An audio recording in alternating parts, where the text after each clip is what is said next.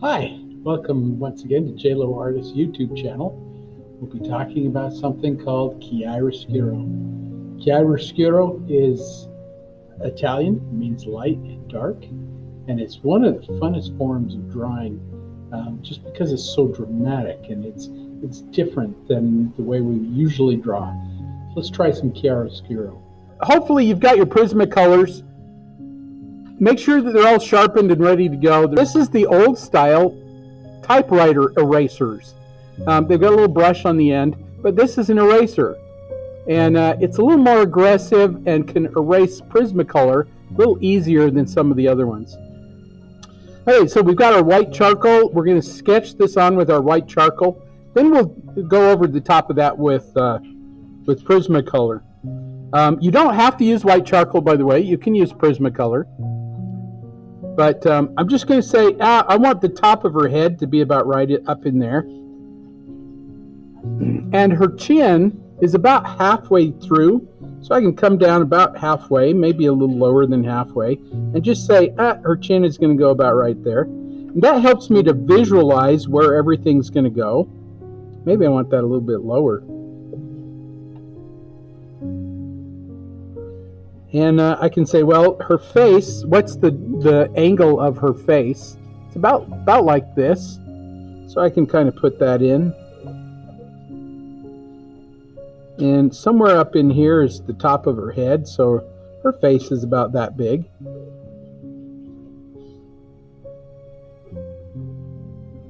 Little angle there. I want the back of her head to almost touch that side. Not quite, but leave yourself a little bit of room.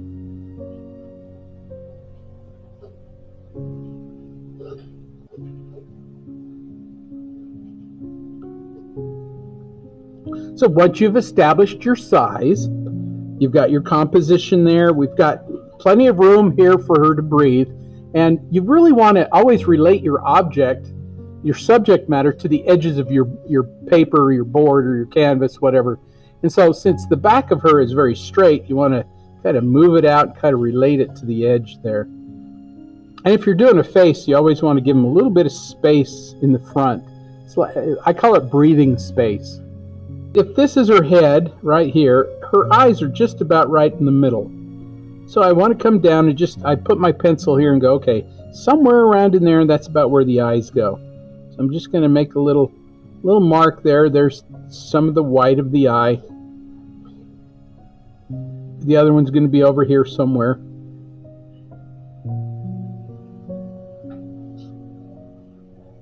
I've just kind of marked it. This represents the white part of the eye. So the iris would be on this side. And if you come straight down from where the pupil is on this eye until it almost touches the curve of that, or the edge of that line, come straight down. That's about where the tip of the nose is. Somewhere in there.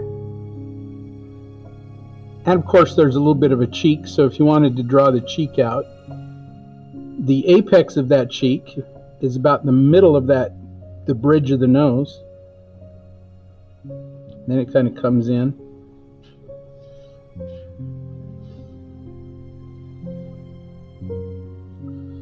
Almost right in the middle between the nose and the chin is the mouth.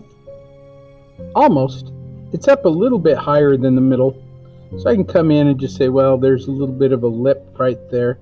Here's the top of the lip. Remember, we're concentrating on the light part, not the shadows. You can even say, well, there's kind of a little shine in the bottom lip there. And there's a shadow there and a little shine on the chin. Does anybody ever know why women in the Renaissance always seem to have a high forehead? Does anybody know why? Yeah, that's a beauty mark there. It also, they thought that a high forehead meant you were a little more intelligent.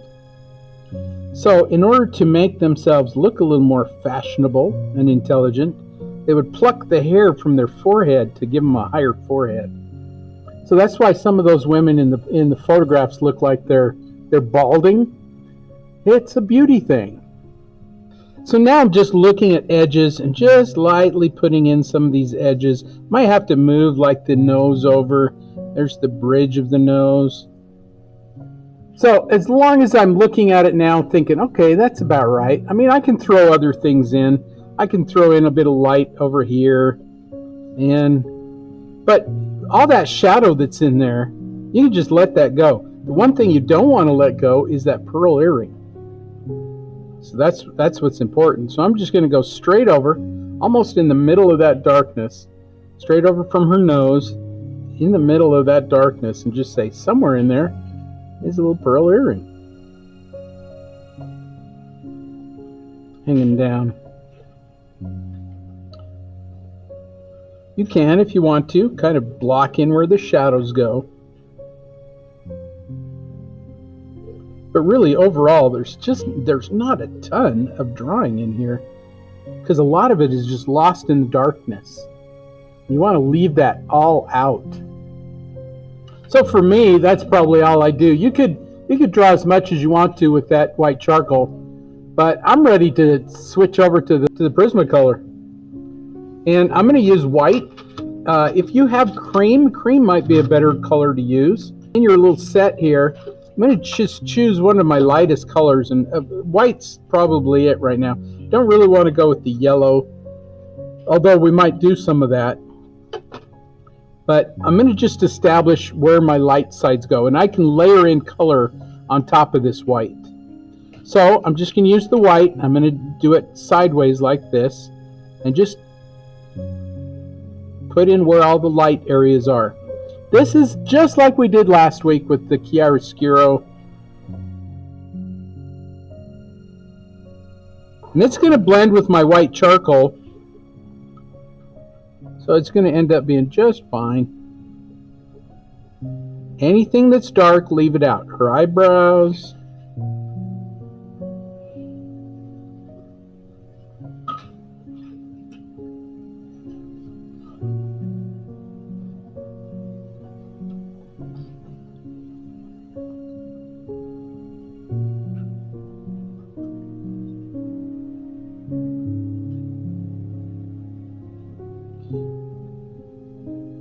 There's a little edge on her eyelid. Just going to leave that out. Let me zoom into this so you can see what I'm doing. A little white part of her eye. Her eyelashes. So leave those out.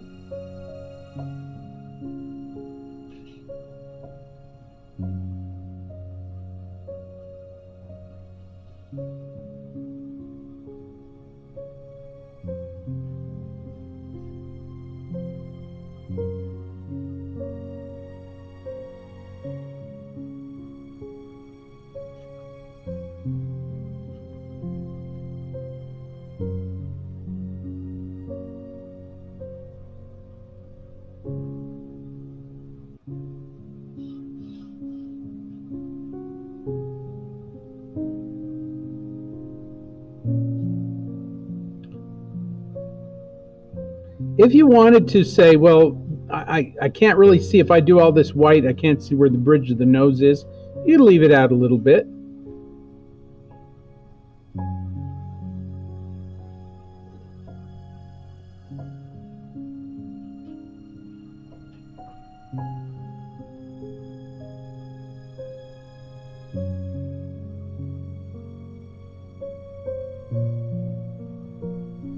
Even that tip of the nose, if you think, I want to leave that out,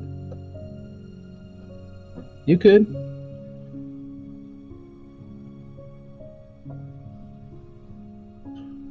One thing I really like about Vermeer is experimentation with light and shadow. He would have his model standing by a window. Of course, he's doing this back in the early 17th century. No electric lights. His people look very photographic.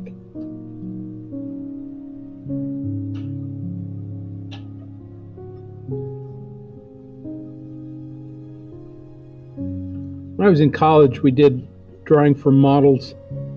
They'd always fall asleep, or they'd get tired and have to move on you, and just when you're getting into it, and Just saying. Drawing from life from models is very difficult.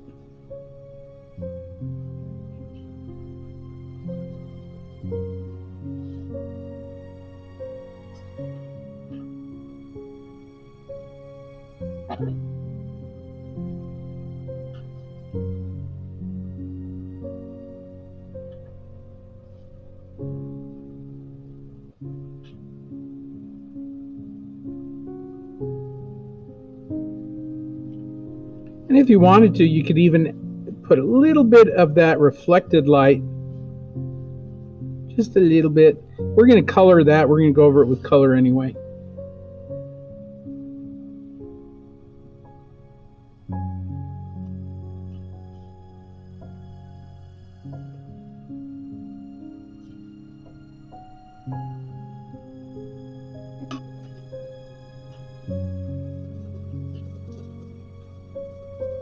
So far, this kind of feels like just the white on black.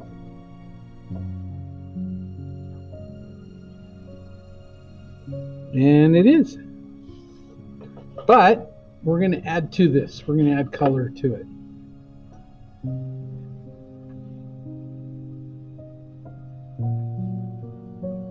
Once you get the face established, anything further out away from the face can be easily done, quickly done.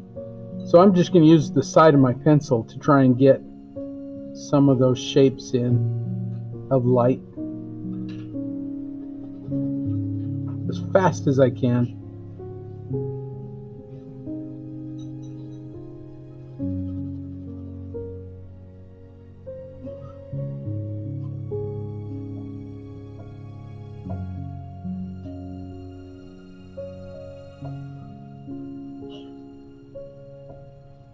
And I know that I can come back in and change this too and alter it a little bit, so I'm not too concerned if it's not perfect.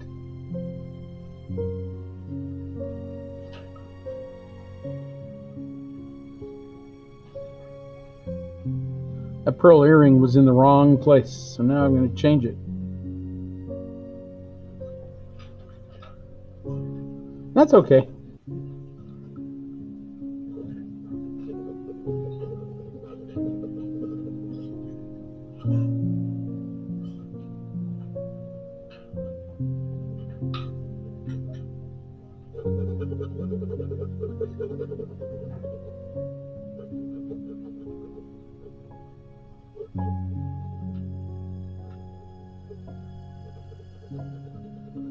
That fabric that she's got around her shoulder is probably a silk kind of a thing. It always reflects light, so those kind of fabrics are fun to draw because they're deep, rich, dark darks and really light lights.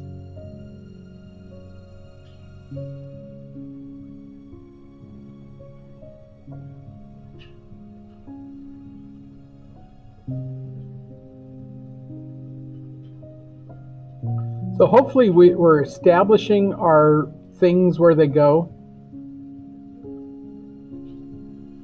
or at least where they should go.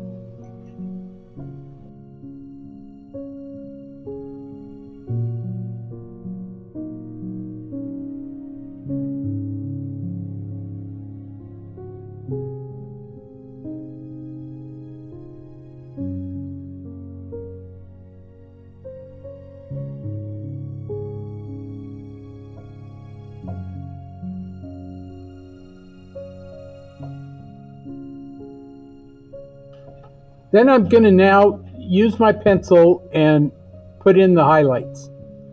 So if you're okay with it, the way everything is, you get up to this point and you start grinding in those highlights. That's what's going to make everything pop. So anything that's light,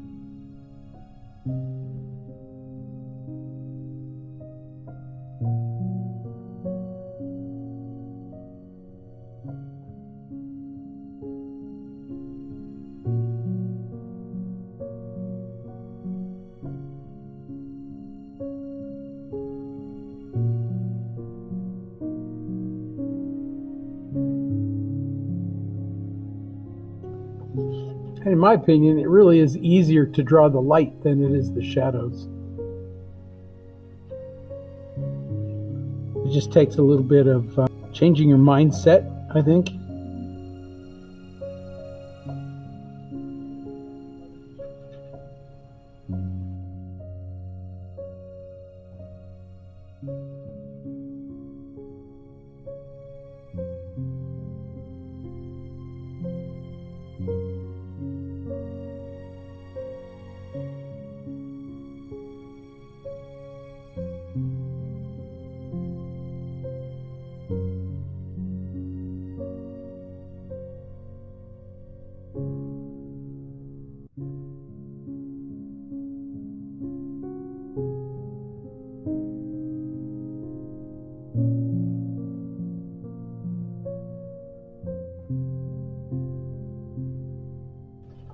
So now you've established where your lights and your darks are.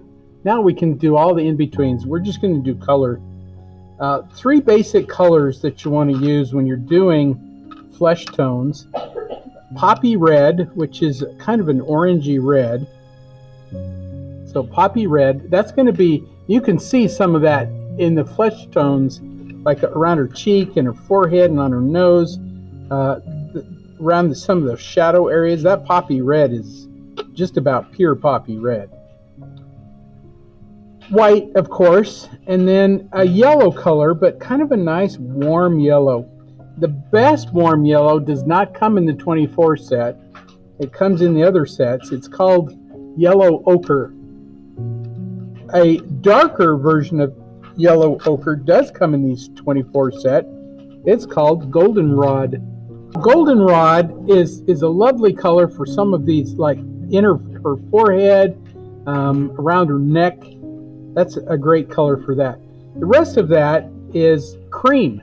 Cream is a light yellow. Since it does not come in the 24 set, you got to use white and a little bit of goldenrod with that.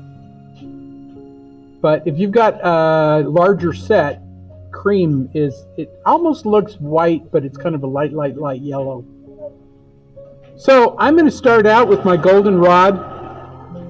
I'm going to go over the top of some of that light.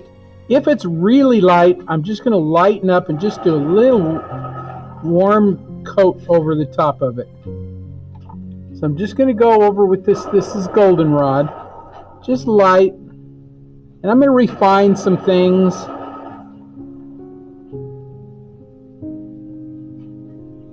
But again, the colors you use are kind of up to you.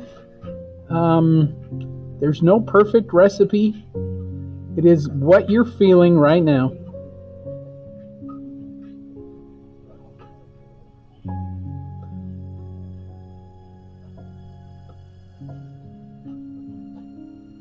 And I'm not doing the same amount of pressure. If I feel like it's not quite that dark, I'm going to just not put as much pressure on it.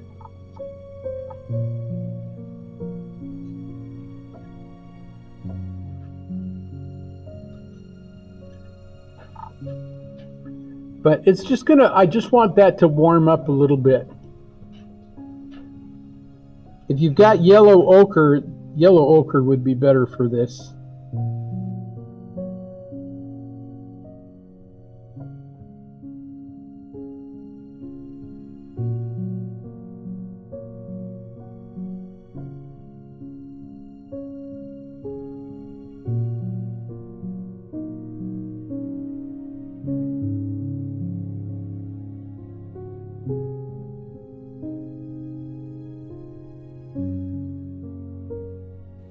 Another color that is really good for shadows with Prismacolor is a dark purple. And you think, dark purple? But it turns kind of a reddish brown. And it's a lovely color.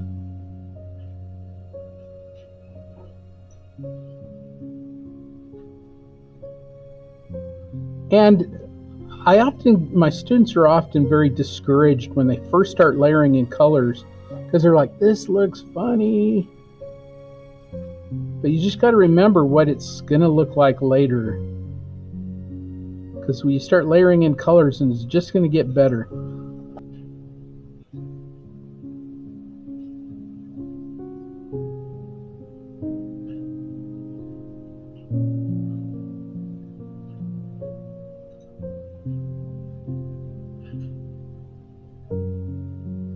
Your lips are a little on the cool side, so the poppy red isn't going to look so good on the lips.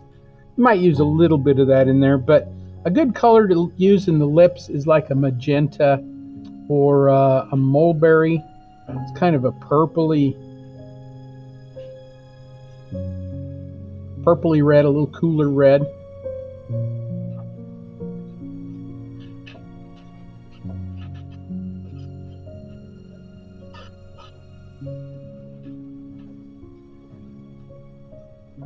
But if it's really dark, just let it go. Just leave it alone. Let the black just do its thing.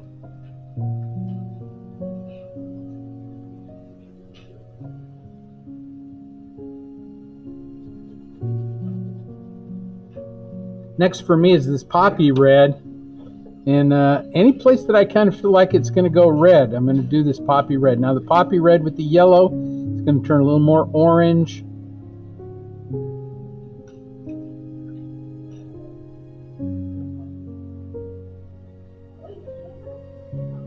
And like I say, if you've got some cream, that cream goes over the top of that yellow and is really going to make it look nice.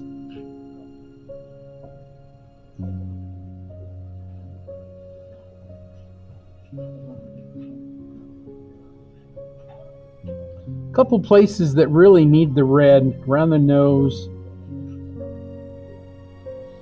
around the chin.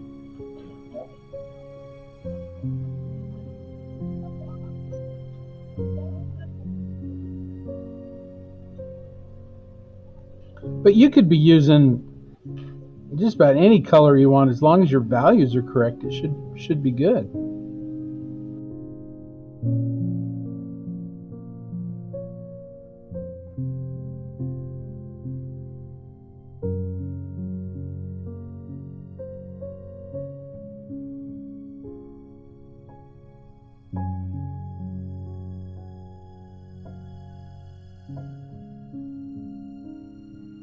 This is some of that mulberry. Mulberry's kind of a purpley red, kind of a pinky red. If you get any over the yellow, it's going to turn more red. But if you get it over the purple, it'll go more cool. This is your neutral temperature color.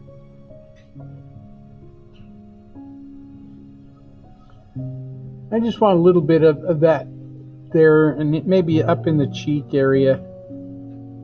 Kind of helps me transition between the warm and the cool.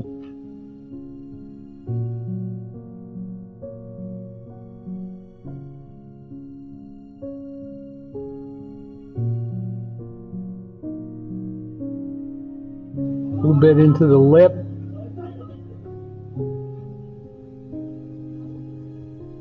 I know you think, oh, that's too purple. Well, you could do a little red over the top of that.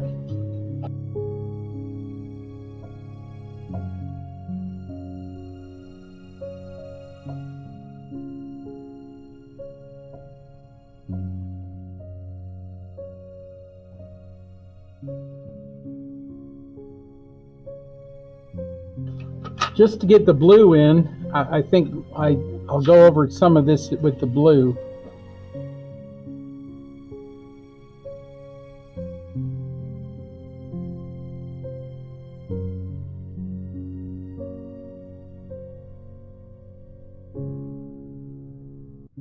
Should we try peach in there, see if that helps? Over the top of the yellow over the top of the red.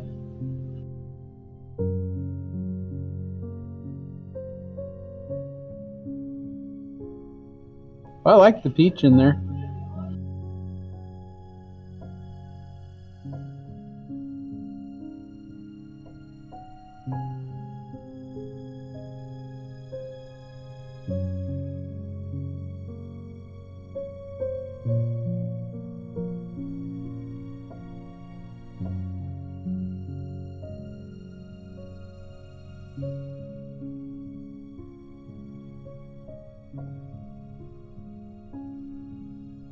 I'm going to risk something here, just see if it works.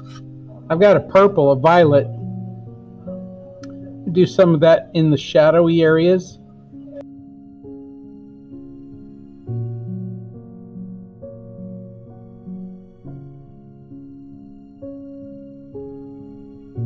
I kind of like that. If it goes over the yellow, it's going to tone it down. If it goes over the red, it makes it a little more, I don't know what the color is, purple. Some of those darker shadows that aren't really black, but still dark enough.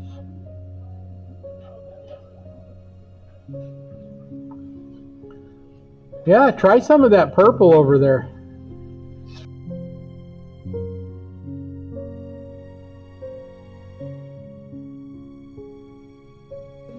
I've decided that her eyes are going to be blue,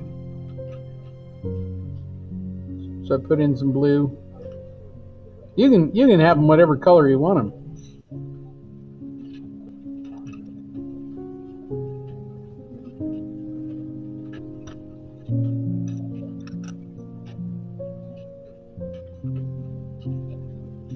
Indigo blue works really well there too. If you've got an indigo blue, that would work.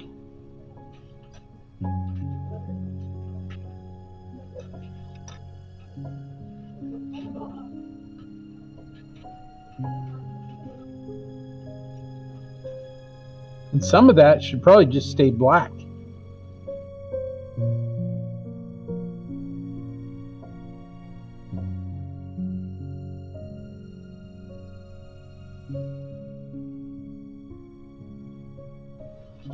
Don't forget that pearl earring. So this is indigo blue. It almost looks black. So as I go over some of the stuff that is very, very dark, it will feel more rich. If you go over some of the red or blue with it, it'll mix with it, but it'll make things pop. And that's really what you want for that dark.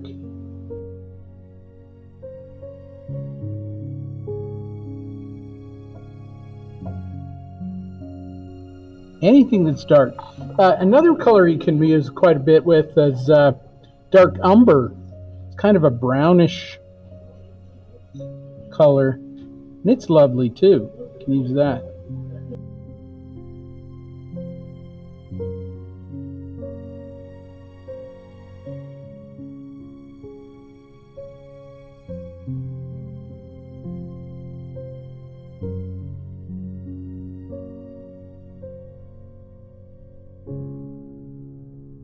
So this is that indigo blue, and look how that's just making that pop.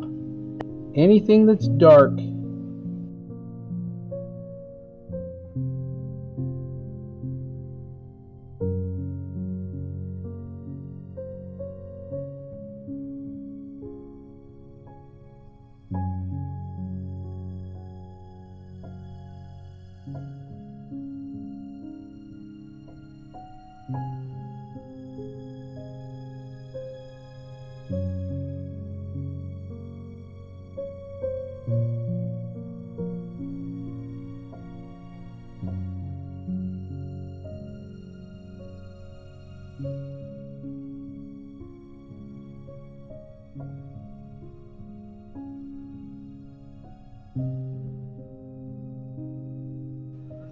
I think I'm going to put a little more purple into that shadow there too.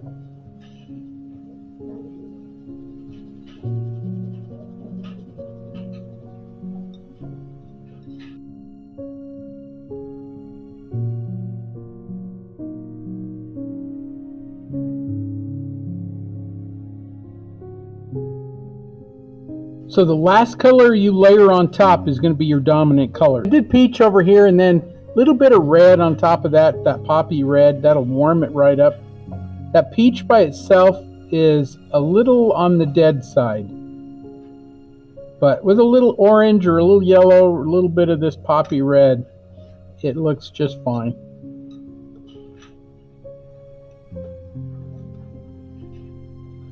And this poppy red is good. It'll go over the top of the purple. It'll go over the top of the blue.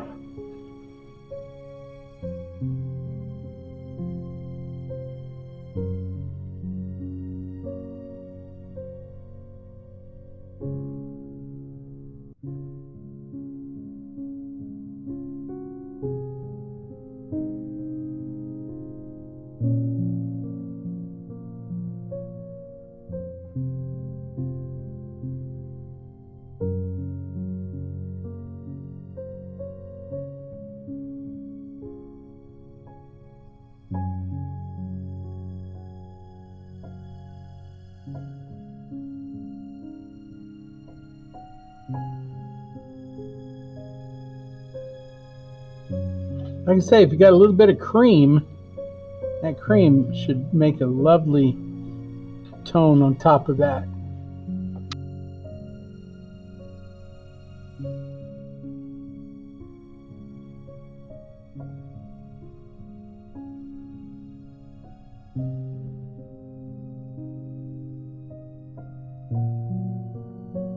My highlights kind of got taken away, so I got to go back into them.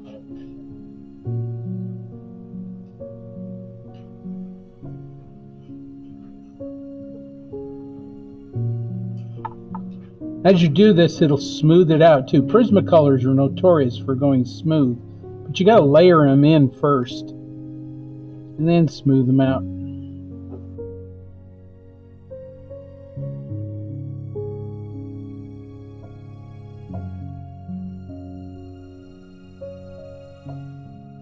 If you got a cream, that cream will smooth it out nicely there.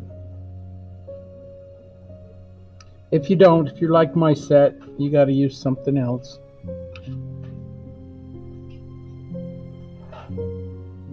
Which that peachy color seems to work fairly well.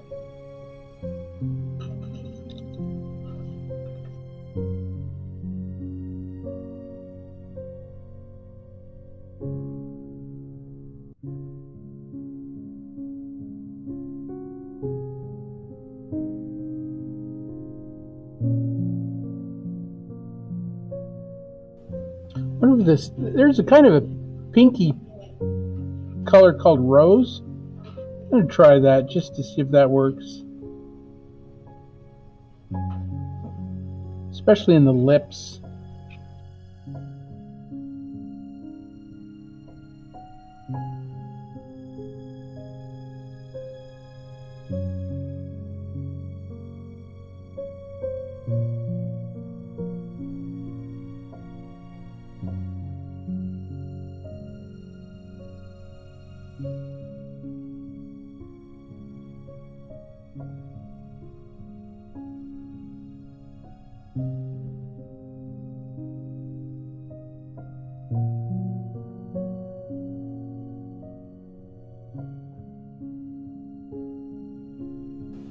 I'm getting lost in the face.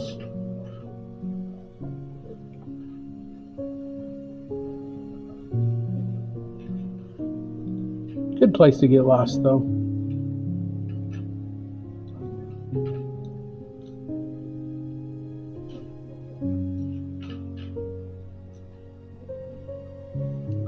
So far, we haven't used black. I wouldn't use it either. The black's already there. I think if you use black, it too strong. But the indigo blue or the dark purple, or both,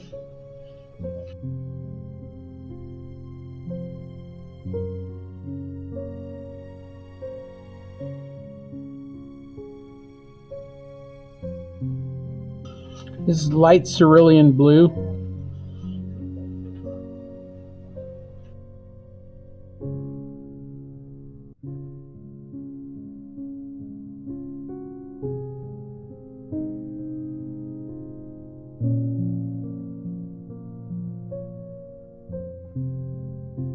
Anytime you have something white, like a white shirt, the shadows are often done with blues.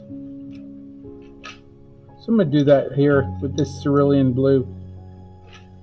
And you can use purple if you wanted to. This is called Parma Violet. I'm going to use that in some of the light areas of that silky fabric.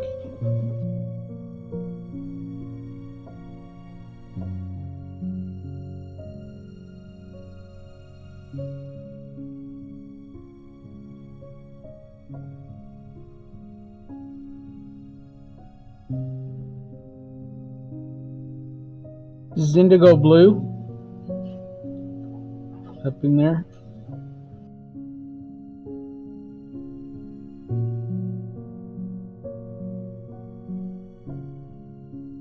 Don't have a lot of time left, but hopefully you kind of got this sort of figured out. It's all about values.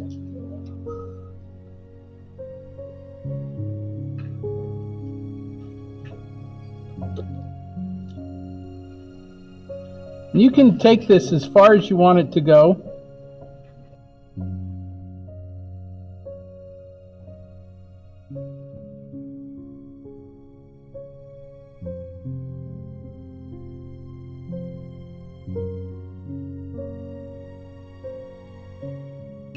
You do want to sign it though.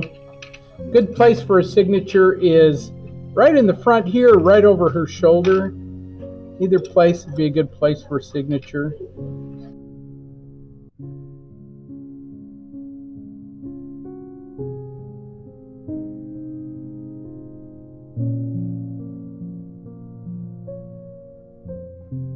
Hope you enjoyed it. Hope you learned something about chiaroscuro. And I hope you have a lovely day. And keep drawing, because art makes life better.